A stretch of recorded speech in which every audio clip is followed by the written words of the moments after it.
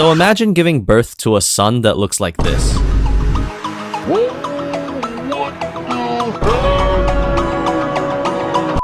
Whenever I find something that makes me lose all hope in anime, I find a palate cleanser, something to remind me that good media still exists. Thankfully, today's sponsor web novel has got me covered. The first legendary Beastmaster is my personal recommendation, and you can read it too simply by searching the name on the website or the web novel app. The start of this novel is surprisingly similar to Blue Lock, where only the best of the best students are chosen to become the world's top representatives. In this case, Karu, our MC, awakens the one-of-a-kind skill of beast taming, something never before seen in the Golden Dragon Nation. What's great about this novel is that Karu's beasts feel like their own characters. They're not just tools for Karu to use in battle, but instead offer different thoughts and perspectives that he can learn from and grow. In the recent revival of the fantasy genre, the first legendary Beastmaster stands out among other titles because of its unique take on beast taming. To read the rest of this story, just download the web novel app by clicking the link in the description. Web novel has the largest community for web novel readers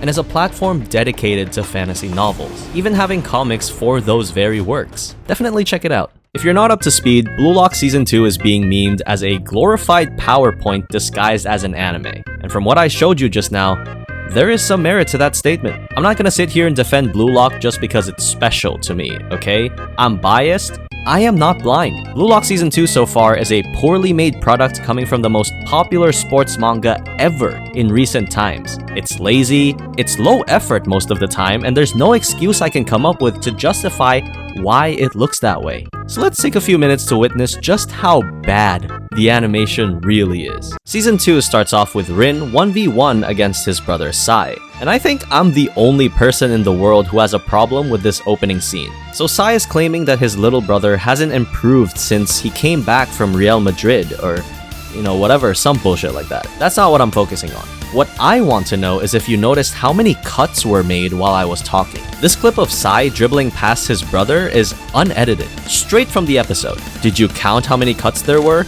Don't worry, I did it for you. 1, 2, 3, 4, 5, 6, 7, 8, 9, 10, 11, 12, 13, 14, 15, 16, 17, 18, 19, 20.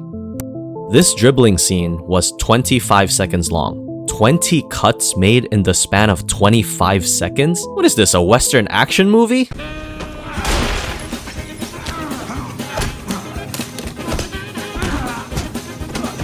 What's worse is, some of the clips aren't even the move. It's fucking B-roll. Why is there B-roll in the first scene of the first episode of a highly successful series? Are we out of budget already? A lot of anime tend to put the most effort into their first episode because that's the first thing you see. They want to leave a good impression so that you watch the next episode. Blue Lock seems to be doing the exact opposite. They seem to be making a bad impression, hoping we wouldn't expect anything from them. At least, that's what the internet wants to believe. I keep seeing comments from people being like, well, the reason the starting episodes are bad is probably because they're saving it for the U20 match. Motherfucker, I'll be long gone before the U20 match if this is what I'm getting. You don't voluntarily eat garbage for 6 weeks hoping the next week is gonna be a burger. That's called being insane. Doing the same thing over and over again, expecting a different result. And to prove this isn't a skill issue, let's look at the first season for comparison. How did they start? Isagi in a heated match in the dying minutes of the game.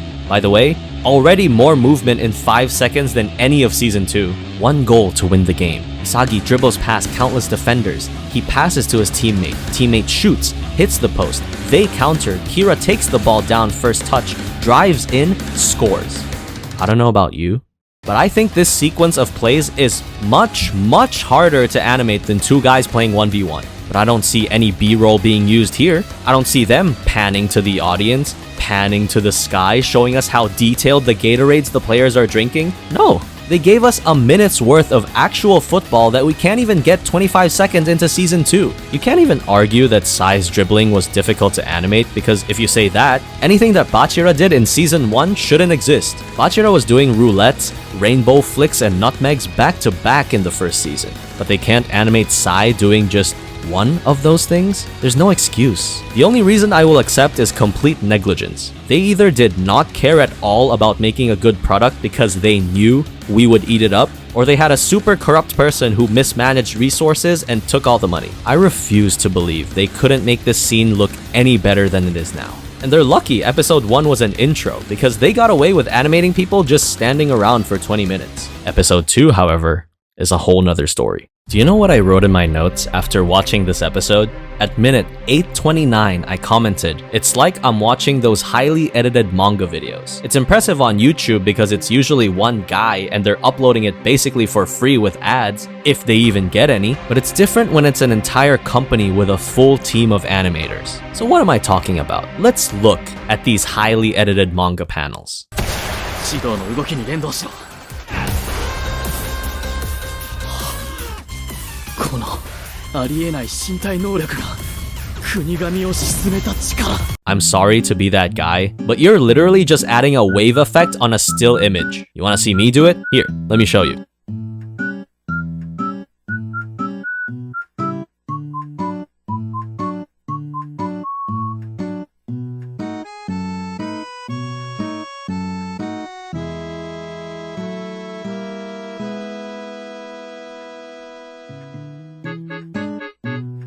Yeah, you know it's bad when the next thing I write is, some movement here, I hate that I have to note down every time they actually move. To be fair, this short action sequence from Karasu was done really well. I was genuinely shocked that they gave us something to look at other than floating JPEGs, which tells me that they are capable of animating intricate footwork, they just didn't do it for some reason. I don't know if it's because they're trying to minimize the use of CGI, but at this point, I'd rather have blocky computer-generated figures than whatever this is.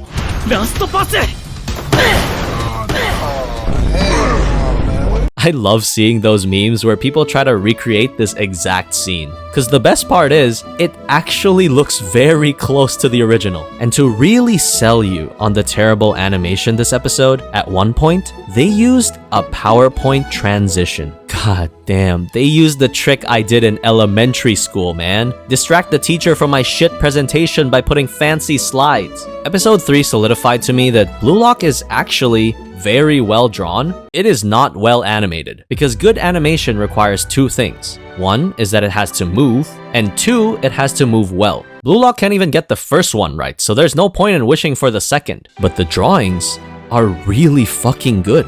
If you take a screenshot of Blue Lock characters next to other anime, you'd think Blue Lock had the animation budget of Disney and Pixar. The lines are solid, the shading is immaculate, the colors are vibrant. Here's the problem though, I'm not just here for the drawings. If I wanted to look at good art, I would have just read the manga. Why do I have to waste 20 minutes staring at still frames? Anime is exponentially harder to make than manga, because you're not just accounting for good art or good paneling. Sometimes good mangas don't even have good art. But with anime, you have to think about movement, sound, music, and camera work on top of making it visually appealing. Blue Lock Season 2 is basically a colored version of the manga with extra steps. If that's what I wanted, I would have gotten a box of crayons and colored in the book myself. There's no point in making an anime adaptation if you're just gonna redraw the characters and add chess pieces for movement. Seriously bro, I have no idea who is who without pausing for several seconds. But why do I care so much about animation? Why do I have to dedicate an entire section just to point out how bad it is? Well, firstly, because it's entertaining so you watch it for longer, but secondly, it directly impacts the weight of the story. I'd argue Season 2 has an objectively more interesting plot than Season 1, because they ramped up the stakes by a lot. Before, it was just,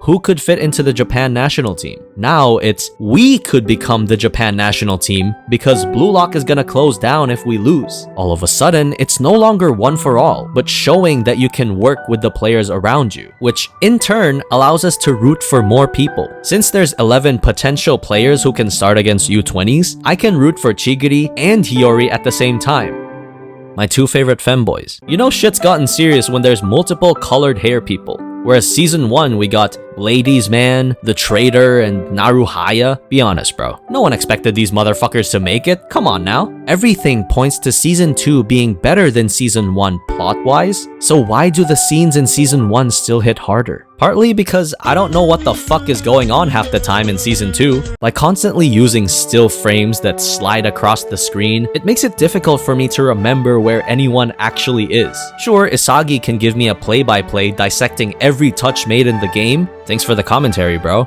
But that's never gonna replace actually showing us what's happening. Dude, which fucking lane are you talking about? All I see is your wide-ass mouth covering my screen. Also, where did you even come from? Were you at Isagi's left and you went inside to the right? Or were you there the whole time off screen and you caught up to him? If I have to take more than 3 seconds to pause and understand where anyone is for every play, you've lost me. The point of an anime is to make the manga more easily digestible, and I'm sitting here having to draw maps on everyone's location. And yes, you do have the chess pieces, the chibis, and the isolated scenarios. In that case, just stick to using one. You want to use this style? Do it. You want to use this style? Don't. You want to use this? Whatever. Just stick to one, because shuffling between them is just gonna confuse me even more, because I'm here thinking this is a full-length football pitch, yet the players are able to run from one side to the next without anyone catching up. Is no one defending? I think the biggest thing though is the lack of attention to the goals. Goals are the most important part. They show us how talented these strikers are, and it's a way for them to show off their individual skill. Take Nagi, for example. Nagi was introduced to Blue Lock as the lazy genius, the guy who can score goals seemingly out of nothing. And Season 1 showed that beautifully. That match against Team Z established Nagi as one of the top players in Blue Lock. His movement is fluid. Even for a few seconds, you can tell what he's doing. The way he spun his body around to score that touchline goal sent chills down my spine. Now let's compare it to Shido's goal in episode 1. Can anyone tell me what he did? I mean, I think I get the gist of it. He kicked it behind him like a scorpion, but we don't get any of the prep time for that, any of the extra movement leading up to the goal. We don't even see Shido running to the ball. It was just a shot of his foot pivoting. Of course, I can visualize how he does it, but doing that removes the impact of, wow, that was a difficult maneuver to pull off, because there was no maneuver to begin with. Shido is one of, if not the most eccentric character on this show. Remember when he almost decapitated Isagi's head in the last episode of Season 1? But his craziness is backed up by the fact that he's a goal-scoring machine, able to score from any position. These last 3 episodes strip us of that because we can't even see how good of a player he really is. I don't feel threatened that this was the guy who kicked out Kunigami. Right now, he's just a worst version of Nagi and Baro mixed together. This is how terrible animation destroys a good plot and a pivotal character. I would be lying if I said that everything about Blue Lock Season 2 is bad and there's nothing redeeming about it, because that's not the case. I already mentioned it before, but the drawings and line art are super high quality. Not only that, but the voice acting is amazing. The scene where Chigiri asserts himself in the team is already a pretty hype scene in general, but adding the voiceover just made it even better. You can hear it in their voice that they're giving it their all. The music is also not bad. I like this part where Ego is in his office and the vibey BGM starts playing. It complements his character nicely. And this scene where Shido scores his scorpion goal, the soundtrack in that was also very hype. Now that I think about it, everything aside from the animation is done reasonably well and with actual effort. It's just too bad that that's the first thing everyone will notice and is the biggest letdown of the season so far. I wanted to get to the bottom of why it looks so bad, and a lot of people on Reddit chalked it off to poor scheduling. There's no question that the animation team working behind this is capable of making a good product. We can see that clearly from the character designs and the effects, and there's sprinkles of quality every now and again, so the only logical explanation would be that they were overworked and had a tight deadline. Largely because they released the Nagi movie just 6 months before the release of Season 2. Here's my opinion. The Nagi movie was a massive waste of time and resources. I get that Nagi and Reo have a very close relationship, and their split in Season 1 came as a shock to everyone, including myself. But they were never the focus of this series. I don't know about you, I did not care about Nagi and Reo fighting, because they didn't give me any time to care. Their introduction to the series came in the Team V versus Team Z match, and immediately after that they split up. So the only time I got to know their friendship was during that match. and then you release a movie 1 year later being like, oh, well, here's more backstory about them. I don't care anymore. We already finished the second selection. It's not like Nagi or Reo were eliminated. They're still there. So none of their backstories matter to the current arc. I think if we're talking spin-offs, we should compare this to Jujutsu Kaisen 0, where it's also about a character we never really knew about, Yuta. That movie was good because it gave me time to get to know Yuta first, so that when he got introduced at the end of episode 2, I was like, oh shit, what happened to him? This drastic tonal shift in season 2 actually makes me want to know what happens next. For me, this is where Blue Lock messed up. You either give us the Nagi Reo backstory earlier, which is honestly impossible, or you just don't make the movie altogether because it has nothing to do with season 2. A third of the movie was also just reusing footage from season 1, so they didn't even work on the full 90 minutes. Honestly, the moment I heard they were gonna make a Nagi movie, my immediate thought was, oh, this is a cash grab. They're capitalizing on the fact that Blue Lock is popular to make extra cash. And for the most part, it worked. I liked the movie. That's why I posted this on my community page.